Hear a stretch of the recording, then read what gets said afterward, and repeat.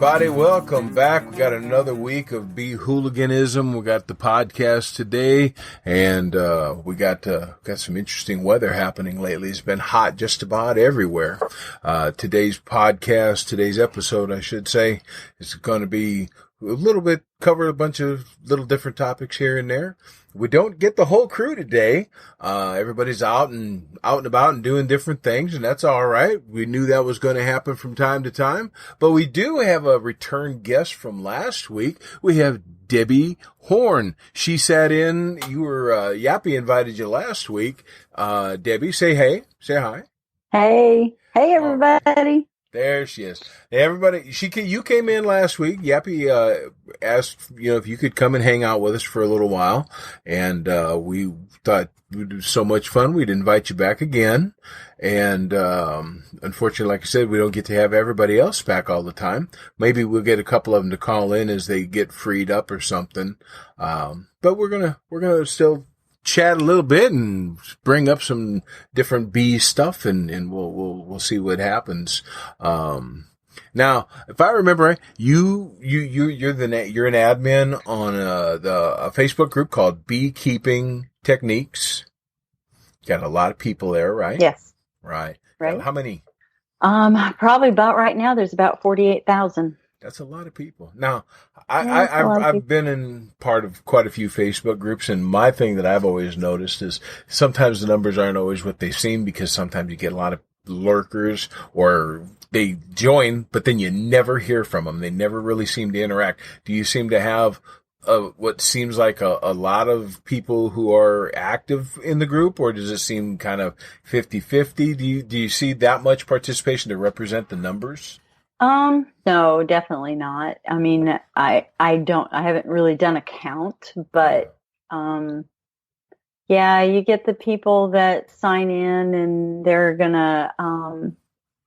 just signing like any of us do. Like with me, I'm a member on a lot of groups, but I can't frequent all the groups at one time, and you kind of gravitate to one or two. Yeah. And that might be the case with some of them. And then you got people that are like regulars, and they may, and I've seen them where they gravitate to a lot of different groups. And then you got people who want to try to sell things, and they're waiting for the opportunity to plop their mess in there. Yeah. See, now I'm kind of the same way as you. I run the Be Smart beekeeping project for our website and this podcast. I'm the admin on the primary admin, and then all the other Beehooligans are admins also, moderators, admins on there, but they have their own Facebook groups too. Yappy's got his, Yappy's got like 30 groups he's over or part of. JP's got his, Shawie's got his, so everybody's got their own little things, but we also participate in each other's groups. But I know, I don't do a lot of interaction except on the Be Smart one. Now, I will respond if people, highlight my name, so it shows, hey, it kind of triggers a thing. Hey, Tony, Big Bear, whatever. If, what about this, and so if they call my attention, I'll answer. But a lot of times for me, it's like if you'll get one person ask you a question in typical beekeeper fashion. You'll get 30 answers, or 2 or 3 at least right off the bat. And it's like, why repeat it? I'm not what he said kind of a guy. If somebody's got it on there, I'm like, I don't need to answer because it's already right there, So Yappy says the same thing. I'm kind of different. When I was just, getting on there and I need an answer, I look and see who says what. If Yappy agrees with one of the guys that I don't really know, then I'm more apt to take that as good advice because I know Yappy. Yeah. Or I kind of do the, there's 4 answers this way, 2 answers that way. Maybe I should go with 4, Now, at least like it. I'm sorry. I was just going to ask, because it's interesting. I don't do a whole lot with Facebook groups and all that. I'm still kind of old fashioned. I still tend to lean towards forums. To me, I think you get better interaction on forums, but it seems like the internet has moved on and nobody else seems to like forums but me.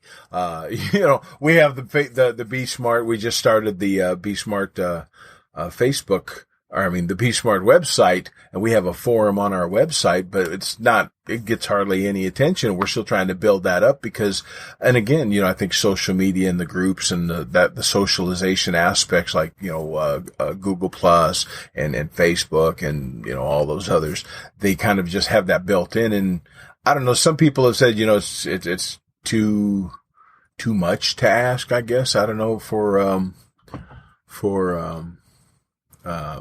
people to click a button, to go to the website or to do whatever. I'm not sure. It's just I think it's just kind of like an extra step, like you said. Yeah. I mean, Facebook is somewhat like a forum, Well, in a way, yeah. I think to me, Facebook tends to be more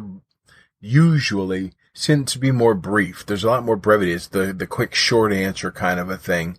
Where forums, you can kind of get a little bit more in-depth dialogue. My experience has been that. But then again, I'm old and I'm kind of old-fashioned that way, I guess, that I'm just used to that. I remember the older forums like the ones that I met, JP and them on years ago on, we would get into like full-blown, paragraphs written on the forums and they're posted there for everybody to see, like a bulletin board or whatever. And so it was always there. And then you respond and reply and you get this whole list and you can see this whole discussion, as you follow through. So I guess for me, I always like that because you can really get into a discussion where to me, the Facebook stuff and all that really is more for the quick question and answer kind of a thing. And I don't get the feel for it, but that's, maybe like I said, it's just because I'm old or something. I don't know.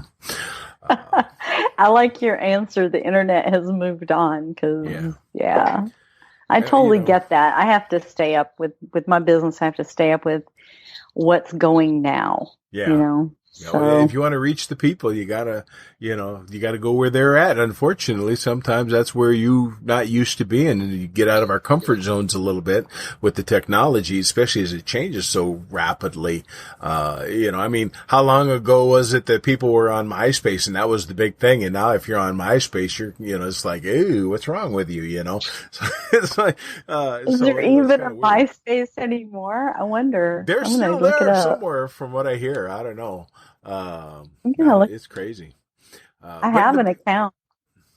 Do you? Yeah, I got on there, and hopefully my daughter's not listening, but I got on there to watch her actually. So we do that. Check up on them. I was creeping on MySpace. Now, let's see, this is interesting because you being an admin and you're definitely much more active, just from what I watch and, flick through the groups there.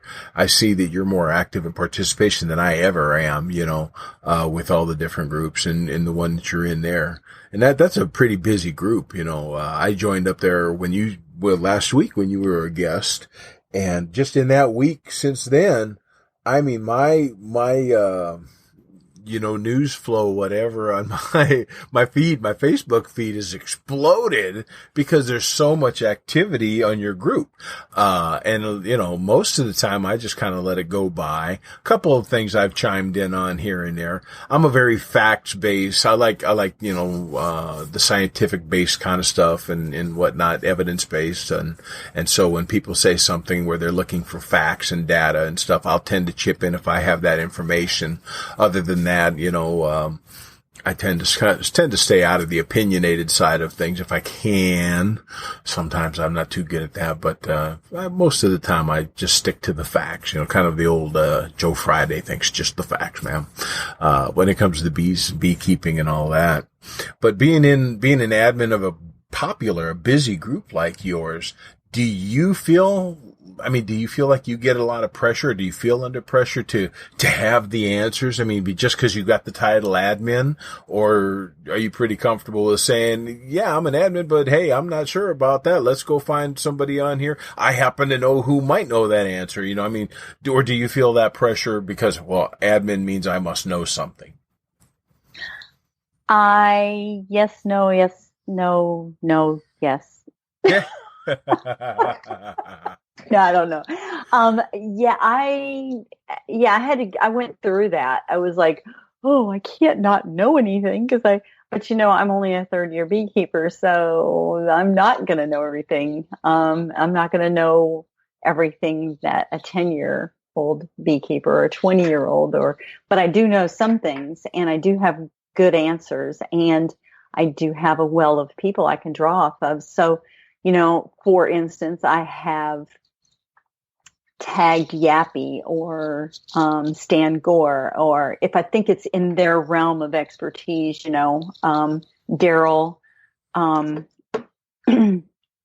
one of our other admins, Daryl's on there, and he's got good answers, and you just kind of pull people in. If I don't know, I'm definitely not going to give a wrong answer, just to act like I know something. Yeah, So, I know the feeling. I'm typing on the Be Smart answer your group question? right now.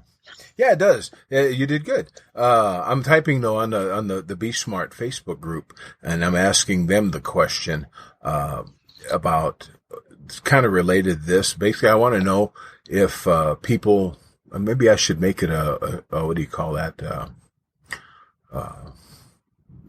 That word. Oh, I hate when I do that.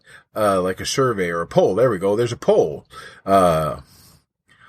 If people use forums at all, or is it all social media, do people even visit forums?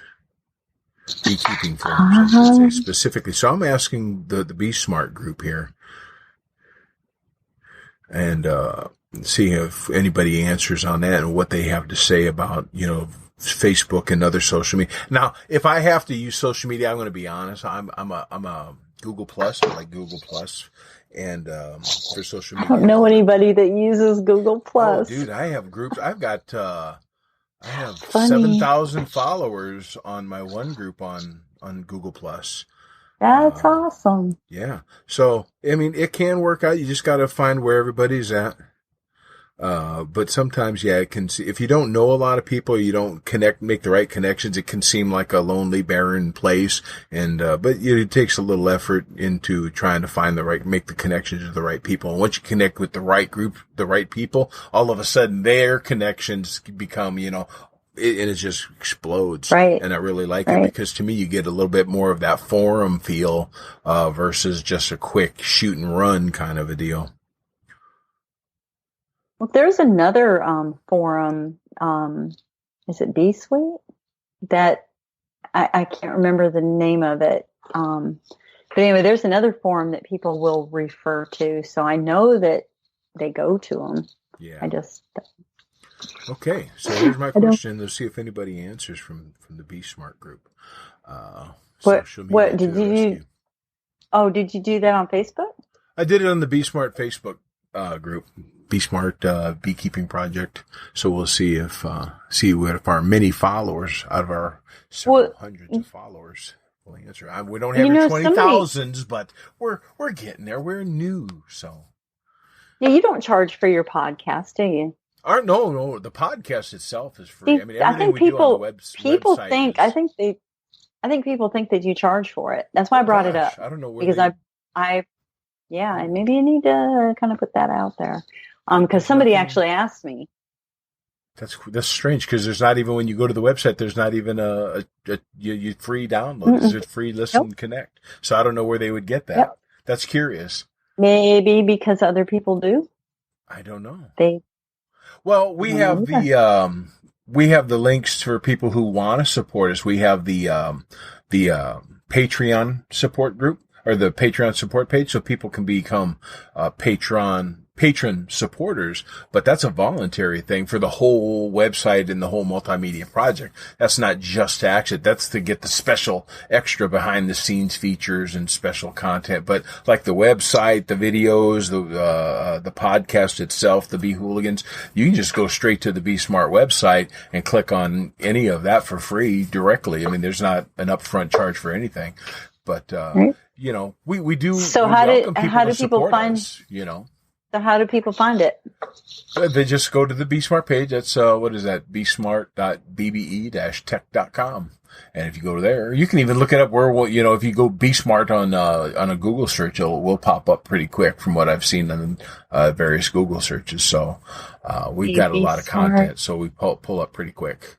But yeah, everything's free. If you go to the website, everything on there is free. There's nothing that we charge for on that website because all of that content is paid for by the voluntary, the people who volunteer and join up as Patreon supporters. They're contributing to that we can keep doing this kind of stuff, instead of charging for it up front. So we have some people who are helping out behind the scenes. Hopefully we can get more but it'll grow as time. We're relatively new. We just started in January. So, I mean, we're a baby in social media terms, with this kind of stuff. Baby steps. So little by little. But, we're again, with the Be Smart forums, I'm trying to, I do that because I guess that's an old fashioned feeling of mine. I like that forum feel. Plus it allows us to interact a little more in depth, and I remember some of the old beekeeping forums like I talked about. And, as I compare them to groups like yours, it's great to see the huge numbers and the lots of activity, but to me, there's not a lot of, I guess I like that more able to have what feels like an in-depth discussion. So that's why I tend to not get too into the different groups, on Facebook or even really Google Plus. I don't interact a whole lot because to me it's quick question stuff. Hey, how you doing? Hey, what's this? Hey, anybody seen that? It's very quick hit and run kind of stuff. Chime in here and there with a few, I guess I was trained, it probably was because I was trained originally by Twitter. Twitter's got their, 127 or 155 character limit. You only get like 4 sentences if at the most, and then you're done, so a lot of people who first got on social media to begin with were coming through Twitter and you just had so many characters.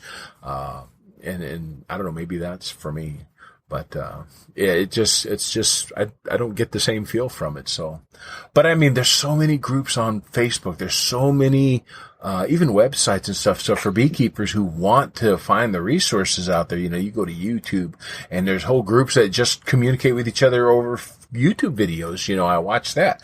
I see, Facebook and I see, heck, even on Pinterest, you see all the social media stuff. What is the other one? Instagram, I mean, there's all kinds of activity on social media. And it's great to see that. Pardon me. But like I said, to me, one thing it feels on the social media that's lacking is real discussion. I don't get the feeling that people are really talking to each other anymore as much as people are talking at each other. They're just throwing stuff out at each other, and trying to get that quick hit or get their 2-cent jab in, or something, this is what I think and that's that. And sometimes it gets a little, impersonal, confrontational, maybe even sometimes, and you don't get to have that better, deeper discussion on things that, I don't know. That's just me. Well, there's always that opportunity of somebody to butt in too when you got 48,000 members, and maybe I'm maybe sure at you've one seen given a lot of time, that, huh, within big groups. Somebody hijacks your, but there is that a big cardinal sin? Is hijacking a thread on Facebook? Is that a big what you thing? do? Yeah, it is. It's like you gotta you have a post about, say you got a post about sugar water and then somebody brings up a comment about wax moths, and they totally change the whole subject line. And yeah, that's called hijacking. And right. Yeah, it's a sin. That's kind of crazy. Yeah, I you see kind people of just lose their minds over stuff like that. I'm like, really? I mean, yeah, I can, in a way, I guess, you're diverting the original thing, and that would maybe annoy me too, to a certain degree, but it was like, wow, some of the response, and again, this kind of goes towards what I was saying. People tend to talk at each other rather than to each other with these things. So it's like, wow, what's with the huge explosion, why did it have to go there? And, of course, nobody then ever answers that question, and so it's interesting. I don't know. I watch people blow up. I find social media fascinating because of that kind of interaction. It's great, like I said, for if you want to just jump in and say, hey, what is 2, cups of sugar weigh, or what's 2 cups of water weigh, or, this and that when you talk about let's say the sugar syrup recipes or something. You can get on and get a quick boom and get an answer like that fast. Well, I did that yesterday. I was trying to get it was kind of like a poll. I wanted to see how many people that I trust that would answer. Yeah. Would go out during an overcast kind of a threatening day and do a cutout. And it didn't seem like too many people were scared of that. See, now me, if I can avoid it at all possible, I try not to. Because bees react to that. When the storm is imminent, we know bees respond to bad weather because they tend to come in and they come in a hurry, and they'd rather be out foraging. To me, they're grumpy when they have to stay home. They don't want to be there, and they're just waiting for some idiot like me to go wandering in through a hive, while they're all home and grumpy. It's like, yeah, come on, dummy, do this, I'm like, so I for went me, and did it. nah, not so much. Well, did you answer on that one? I think you did. I don't know. I don't remember. I was elbow deep in a cutout at the time, so if I did, it was a quick hit and run thing. But I did a cutout yesterday myself. We were there for it was between 5 and 6 hour long job, and the bees were beautiful. Oh God, these are such great bees, so docile, so calm. They're such good girls in that aspect. I'm in love with these bees in terms of their docility and in the way they, right. But on the other hand, oh my God, they had a mess in there. They picked the worst possible place between the floor joists, long ways between, we had to cut out from the outside and replace this section from the exterior. So there's a big joist there that really, has to be careful. You got to be careful when you handle cutting through those. And then as we're getting into it, the comb couldn't all be lined up like in a horizontal hive, and they're all straight or this pretty, and one in an order. Oh no, they had them going in like 4 different directions. One was this way, straight. The other one's coming at an angle, cockeyed. It was just a nightmare. And then they happened to find a little hole below them. Just a little one. And in where that hole was, they were dropping it down already about another 6 to 8 inches. They were already starting to drop down that way. We would have never gotten it had we got there later. We never had gotten all that because it was just the worst place you could put, to get bees into. But we did get it. We got the bees out, but it was a hot And you found day. your queen? I got her on accident, I believe, I didn't see her, but after I transferred a lot of the comb, I put a lot of brood comb into frames, and after I transferred them all up in there, they just mobbed that hive. They were all over it. Like they owned it, and the behavior That's good to indicated that see. the queen was in there, because they're kind of lackluster without great. a queen. They're kind of lackluster about moving into a new hive if you don't have a queen there. They'll maybe not, maybe so.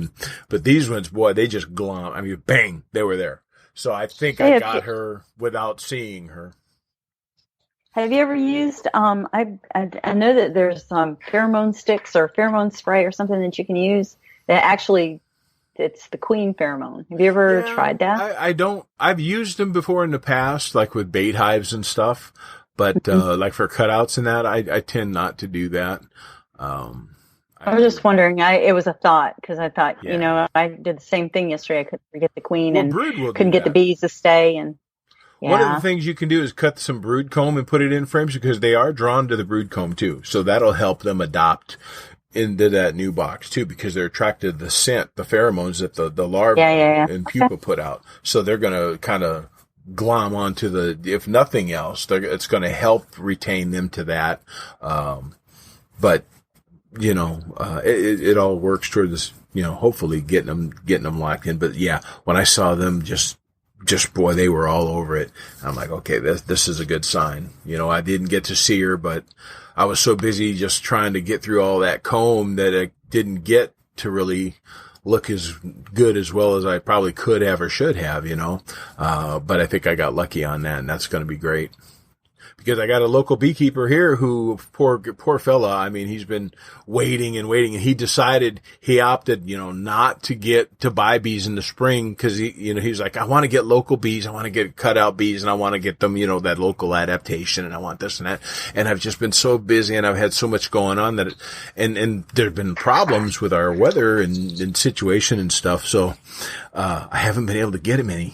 So this is the first one. We're getting into the end of July and going towards August, and I'm finally able to get him a colony. I feel so bad for him, but hopefully he's going to really, he's going to love, their docility. They are such great bees, now if we can just keep them straight, in the hive. He's got a great approach. I mean, this year I vowed not to buy any bees, and I picked up swarms and cutouts and done some splits, and I haven't bought a queen and I haven't bought a bee. Everything's coming locally, and I like it that way. See, now I'm the same way. People will say, "Where do you buy your bees from?" And I'm like, "Buy? No. Oh gosh, no, never. I can't do that. No, people say, how much did you pay for these bees? I'm like, I don't buy bees. People pay me to get bees to go take them. I'm the guy that goes and does the stupid stuff, in my area, that goes, where other beekeepers don't dare tread because, I'm the guy hanging off the top of the chimney on the corner of the roof or whatever. And I do the stupid stuff. You need to do this next cutout I got then.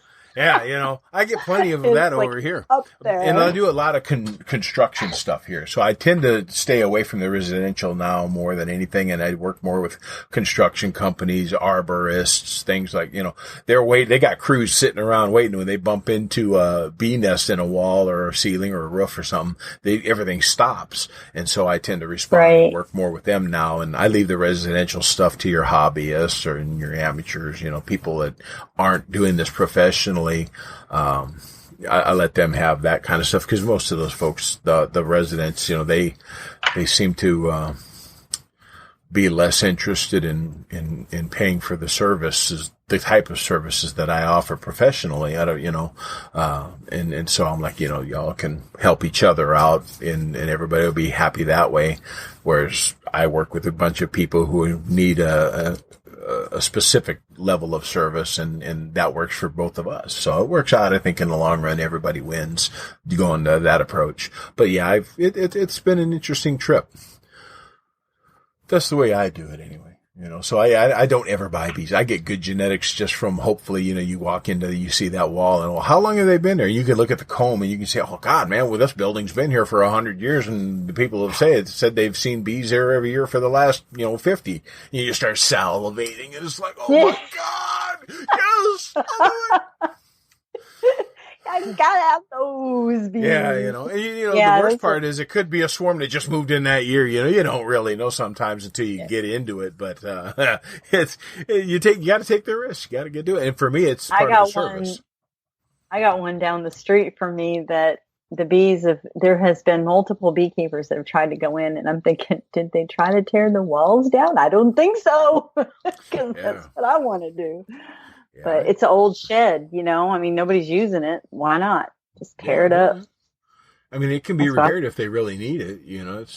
That's what I do. See, I'm also a registered contractor in where I'm at. I'm in Nebraska.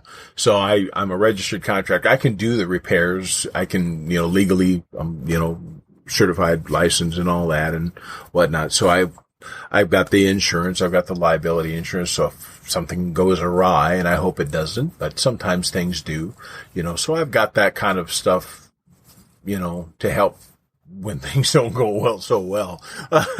But, sometimes, your average hobbyist and all that, they kind of don't want to get too far into something too complicated, because if it's outside of their ability to really get, to deal with it well, they don't want to get over their heads either. A lot of them, they just don't want to, they want to get the bees and they want to, get what they can out of it. But they, most of them that I've experienced don't want to hurt or damage anybody's property at the same time either. So, no, right. And that's me. I like the old shed jobs. Yeah. But yesterday with all these holes in this old shed I was doing, that wasn't such a good. They're hard. When you get them old buildings and there's like you close up 5 holes and then you come back and the bees have found 8 others, it's just the most frustrating thing in the world because it's like, oh my gosh, you're just going to have to just torch the place and hopefully catch the bees before their part catches on fire. I don't know. Or you go through a whole half a bottle of Bee Quick just to get them corralled. It wasn't good. So it gets kind of hectic when you do some of them really old buildings because you just never know what and people will ask me, well, how long do you think this is going to be? Well, how much is this going to, you hate telling them this to be so vague, but a lot of times all you can do is say, I'll know when I can open it and see because those bees can be tricky. It looks like they're going left and they end up going right and up or down and left, and you just don't know because the bees can find the smallest little ways to get through and they end up somewhere you never really saw.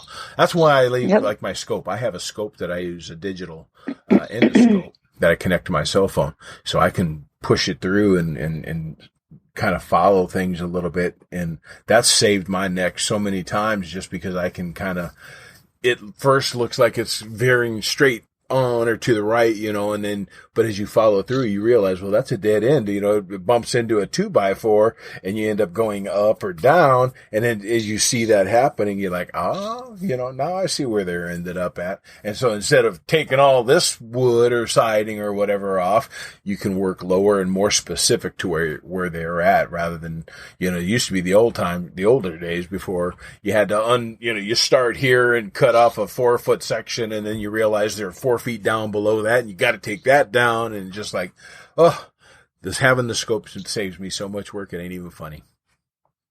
Well, that cutout I did yesterday by listening to the wall, and I do need a scope, but by listening to the wall, I thought this hive was 3 times as big as it was. I opened it up and they've just been there a couple months. And I really thought it was going to be a lot bigger.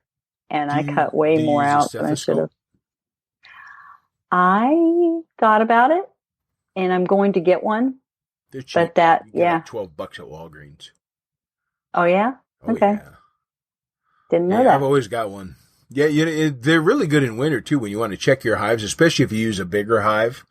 Because the bigger hive and they're so clustered in the center, sometimes you can't hear them. See, I run 5 frame boxes pretty much, for all of mine. So they're right up against the sides there. You can hear them really easy, but the bigger boxes, when there's a bigger distance from where the cluster is to the outside of the box, well, you put that stethoscope out there, or if they're in a building that, the side of a building or a roof, like in an attic, you can put your stethoscope to, you can maybe hear them, put your ear to that, but they may be further away and really faint. You put that stethoscope on it, boy, it really amps that up for you. Right. Well, I heard, and I guess it's just a, inexperienced, mistake, but when I could hear them crawling around, but that drywall apparently echoes because they weren't nowhere. Yeah. They weren't where I cut to begin with. I'm like, where are they? But then I found them. They're fun. I can't not do a good cutout. I mean, cutouts they're adventurous. They're a lot of fun. They're frustrating sometimes, but they're a lot of fun. You get to do and see things that, a lot of people never get to see in that kind of deal with that kind of thing. It was kind of neat because the contractors I was working with yesterday, they've never done anything like that before, and they were just there to take down. It's that cement board siding. It's very fragile stuff, and I'm just very leery of it. I do handyman work and all that on my own anyway, but with that particular type of material, I was like, ooh, I really don't want to mess that up. Let's get some people in here who've got more experience with that material. So these guys came in and they were so fascinated with what was going on because I loaned them some gear, some jackets and veils and all that. So they took the siding and opened the space up and we were able to not break it.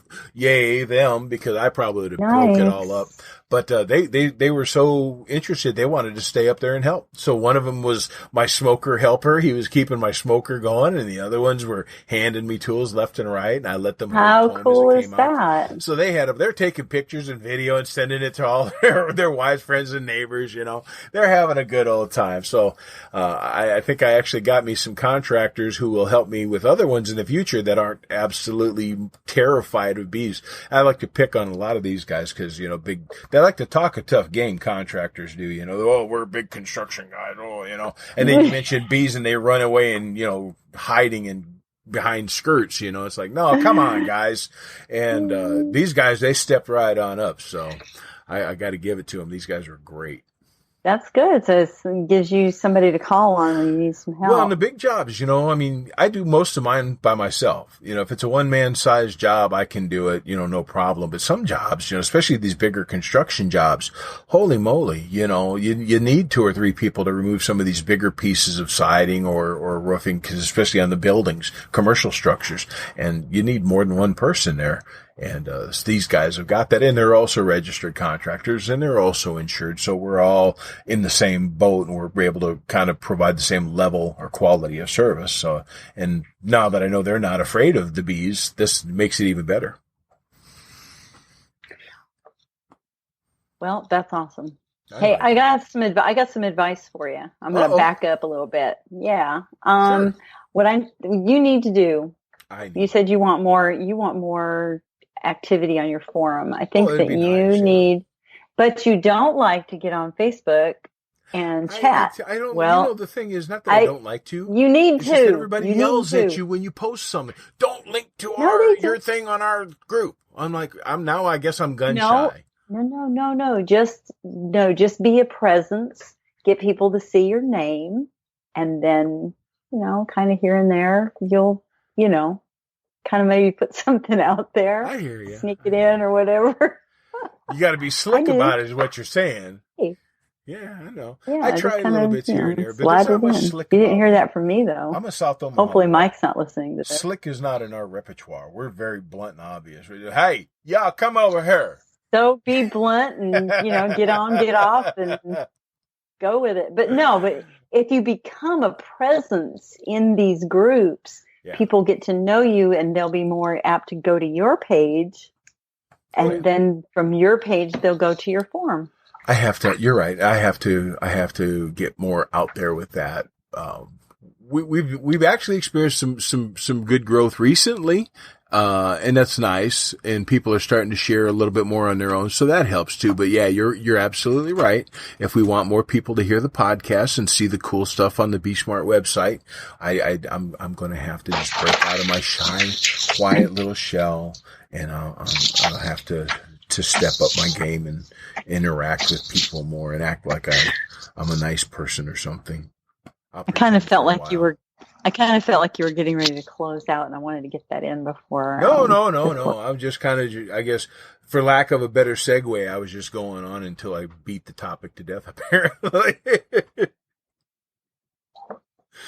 But so we've got I've got couple things. One of the things that I was going to save for this podcast, and you'd be a good person, I think, to ask about this. This is a good subject, I think, you can chime in on too, since you interact with a lot of people, on your one group. Excuse me. Apparently I need a lot of water, but, let's see here. I had a question that I put online. Yes. The imminent demise of bees and all life on Earth. So, because we all know that bees are all going to die out immediately, and they're going to wipe out the rest of civilization and animals and people, and we're all going to die, and it's going to be a big floating dust ball or mud ball because the bees are dying, and they're just not as long as they, keep creating the genetically modified stuff, and it doesn't need to be pollinated. You don't need the bees anymore, right? Well, I find it interesting, there's so much wrong with those very vague, sensationalist statements where, it's what I call the Chicken Little syndrome.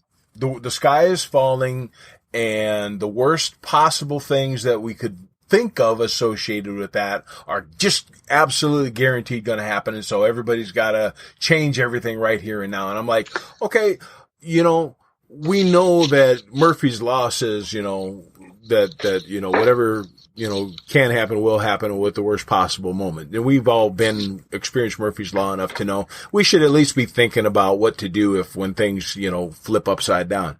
And so with bees and everything that's going on with bees, it doesn't hurt to have the discussion about, okay, what if the bees are ill? What if the bees are facing, declines? And bees have been facing declines since the 1800s, believe it or not. If, by watching patterns and all that, we know that bees have really been, dealing with stuff off and on for different reasons. And we've, like with the bee declines related to mites, we've been experiencing, this is the third major decline in the 2000s since the 1980s. There was a major decline in the 80s related to mites. There was a major decline in the 90s related to mites.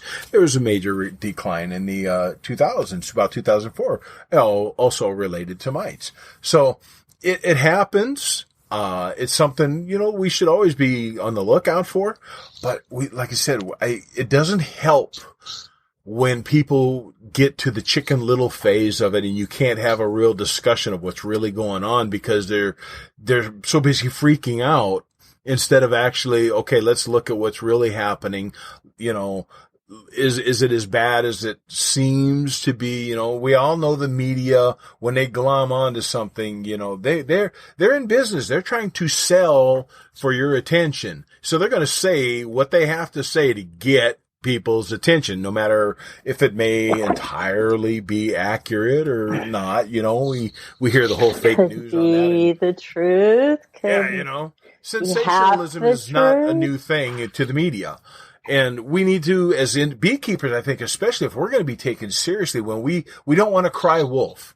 I think that's my big thing, is whenever beekeepers come up in arms and to the general public and to the media and start saying, oh gosh, the bees are in such bad shape and we're all going to die. I'm a beekeeper and we got to, this and blah, blah, blah, blah, blah. And I'm like, okay, guys, essentially because we're not really looking at facts and evidence and seeing how things are really laying out. We're just going with this hyper emotional, the sky is falling. That's the similar to me is the boy, crying wolf. And eventually it's nobody's going to take us seriously. We're not going to be given any real, you guys have been talking about the bees dying for the last 20 years. And, last year there was a report that came out that said bees are actually on, they're picking up their population. You guys are just crazy.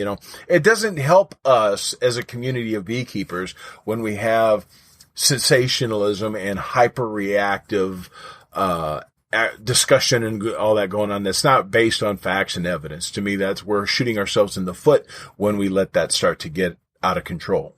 And I like when I talk to people on Facebook and on the forums and wherever else I'm at that's on social media, I like to point that out. I'm not here to argue with you. I don't want it to be a me versus you or them versus those guys or whatever. It's not about the confrontation aspect. It's about, let's find what really is the situation. Let's look at facts. Let's look at evidence. Let's even look at what the things appear to be. And then let's investigate that and see what it really is before we start going out and making very alarmist statements and things that we're going to end up regretting maybe later. That's my big thing. Let's have the actual real discussion before we go shouting off the rooftops about something. That's the way I look at it anyway. I don't know. That's my kind of approach. I like this. I just like to shout off the rooftops. I get people all upset. Well, we have people who are fire. That's horrible. I do. I'm an instigator. I will throw it out there, I really didn't think in my area within a 5-mile radius of my place, it's beekeeper haven around my place. I didn't realize until our last storm when I went out with our group, our local beekeeping group, and helped, put hives back together. That I found out that there is a ton of, just a ton of hives, pollinators and just people having them located around me. What was I going to say? Oh, so, there's never, and then of course I got bees in my own yard. So I'm always seeing honeybees everywhere I look. But I went and visited Maine a couple weeks ago, and while I was there, I was looking for them. I saw one honeybee. Wow. One. And there's flowers everywhere. Everything's blooming up there. That's kind of wild. That's really weird because people think of Maine and you think of big open outdoors places where, you should be able to see lots of bees or, even bumblebees or whatever. And I didn't see very many pollinators, period. Seen a few little white butterflies. I started noticing. When you went when?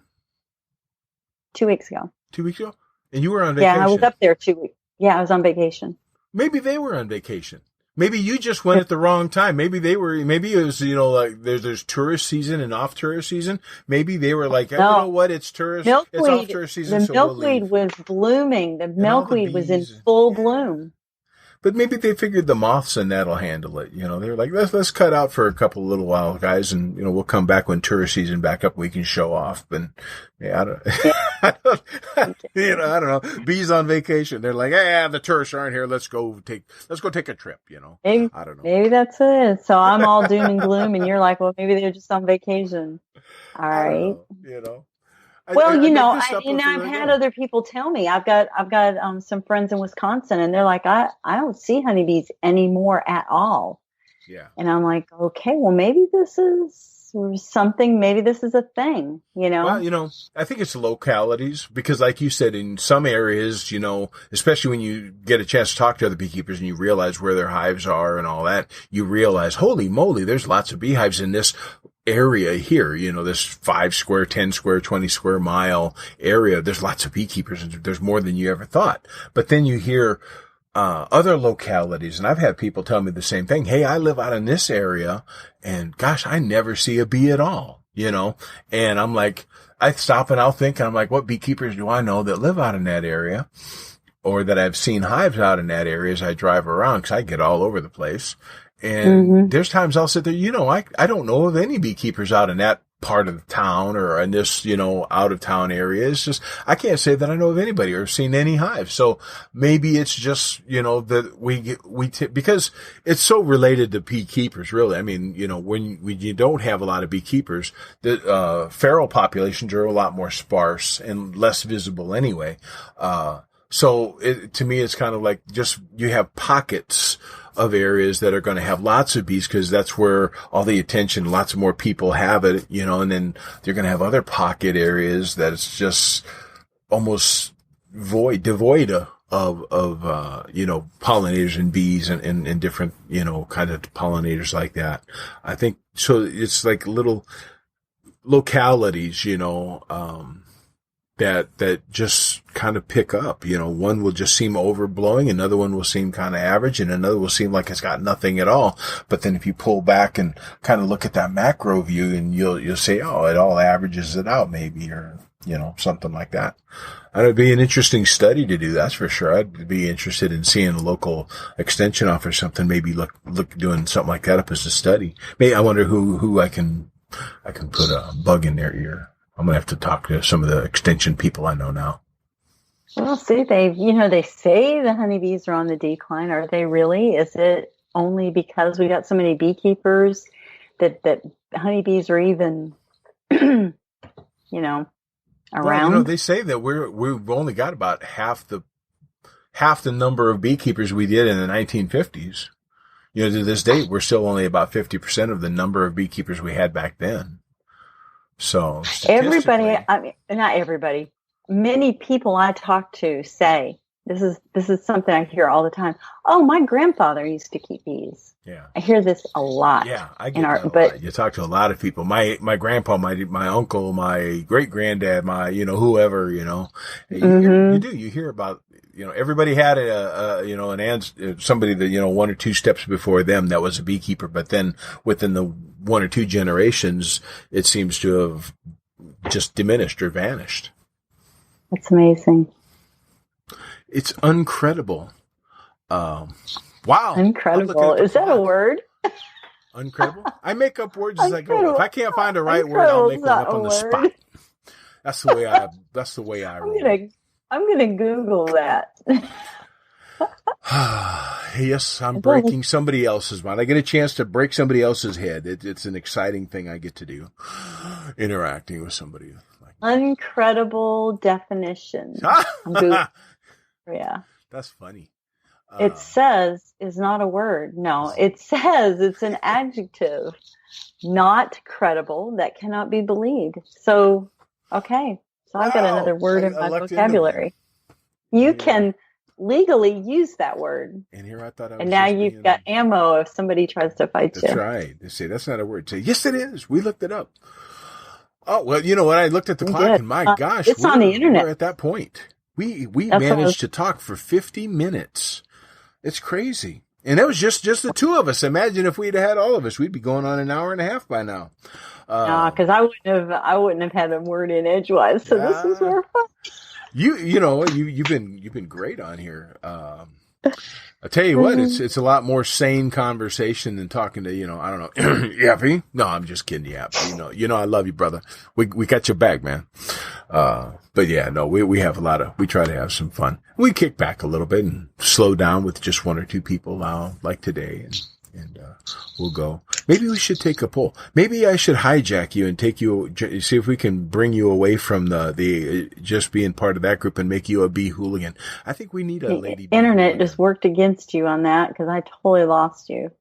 Figures. I was saying that we need to hijack you and make you a Beehooligan. I think we should do that. We don't have any lady Beehooligans. We need a lady Beehooligan, I think. So maybe you seem to fit in really well. Maybe I'll try to sweet talk you into being a Beehooligan. I don't know what I can bribe with you, but we'll figure. Maybe I'll talk to Yappy. He might know what we can bribe you with. Well, we'll work on that. Well, you'll have to don't you have to talk to the other guys? That's the nice thing about being the guy that runs the show. I get to kind of make those decisions, But no, I guess I have to talk to him because, of course, if they don't want to call in like today, maybe I don't have to after all. I don't know. What do you think, guys? Are you listening? No, I'll probably talk to him in a little while here anyway. So we'll see what happens. But I think you would be an awesome Beehooligan because you just got that spunk, that spark of fire, which you gotta have. If you can't get out and be outgoing, you just, I don't know. You definitely are going to have a hard time getting along with us. And you showed last week that you could hold your own with us. If you could hold your own with Yappy live on a podcast, by golly, you belong in this group. Yeah, I think busted on him kind of. You broke that bubble. You broke right through the glass ceiling there. You were all in that. We were having so much fun. It wasn't even funny. Of course, we have fun anytime people pick on Yappy. He kind of brings it on himself, but I mean, in a good way. In a good way, Yap. In a good way. We love you, Yappy. We love you. We love you a long time. So what do you got going on? If we may even invite you back again. I don't know. I'll talk to the fellas and we'll see how it goes. We may see if we can't bribe you into being a regular on here. What are you going to do today though? You got plans? You got big plans?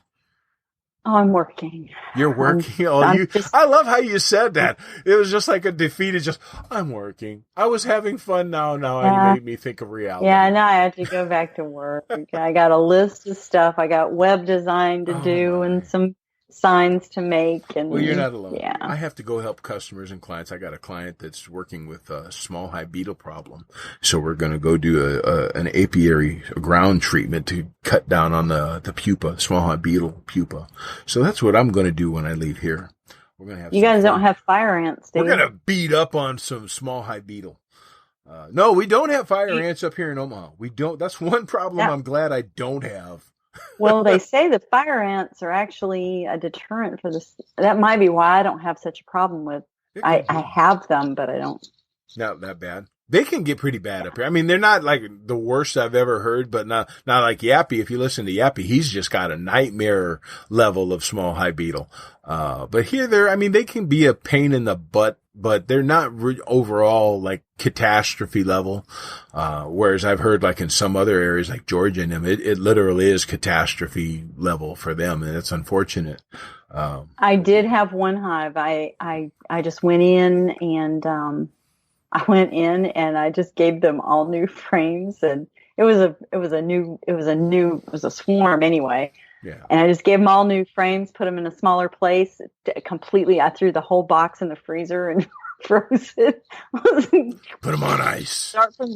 Start from scratch. Feed them and let them go. But I hear you. That's what I did in my last one. I wish you a good rest of your day, and hopefully, like I said, we'll talk to you again soon, and we'll see how things go from here, and we'll definitely see you online, because you are at Beekeeping Techniques on Facebook, the Facebook group Beekeeping Techniques, and it's free to join that group. Nobody has to pay. Yep. You guys are pretty easy. Right. You let me in, so you must let anybody in there. So that's a good thing. If people want to talk to you outside of hearing you on the podcast, they just go to Beekeeping Techniques on Facebook, and that's where you can talk to Debbie. Or at least you can chat on Facebook. You can't actually. Well, you could, I guess, in a way. They've got a chat feature now in the groups I've seen. But anyway, I digress. So y'all have fun. I'm glad you came and tuned into this episode of the podcast. And next week, hopefully, we get everybody back, or most of us back anyway, and we'll do another live action episode of talking about bees, making it all happen. Thank you, Debbie. You are awesome again. And we'll talk to you hopefully sometime soon.